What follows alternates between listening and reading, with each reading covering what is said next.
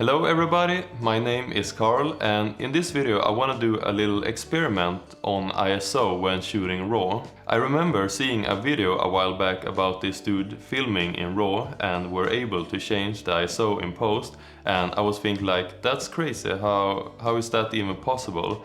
But then I was thinking like, maybe it's the same when you're photographing in RAW, that the ISO is pretty much just the same as the exposure slider in Lightroom. So that is what we're going to find out today. What I've done here is that I've prepared two scenarios, one underexposing and one overexposing, and then I try to change the exposure in Lightroom to see if the images still matches, even though they are shot at different ISOs. I know I could probably just look this up on the internet in like 1 minute to find out the answer, but what's the fun in that?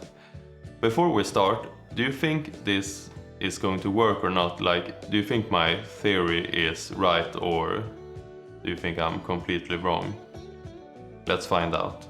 Alright, so here in the first test we have a correctly exposed image on the left with a low ISO, and on the right side we have an overexposed image with a high ISO.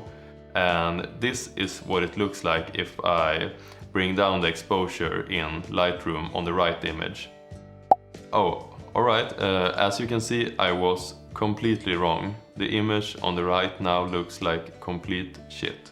On to test number 2, underexposure. On our left we have a correctly exposed image with a high ISO, and on the right we have an underexposed image with a low ISO. And what we're going to do now is bring the right image up by 3 stops in exposure and see how it looks.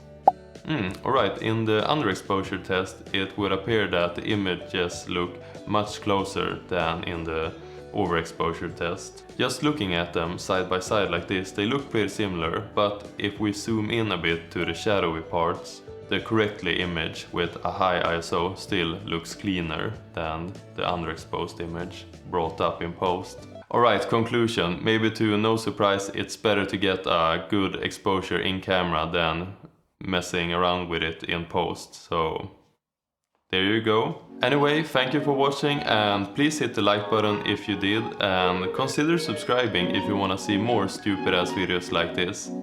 Yeah, peace out.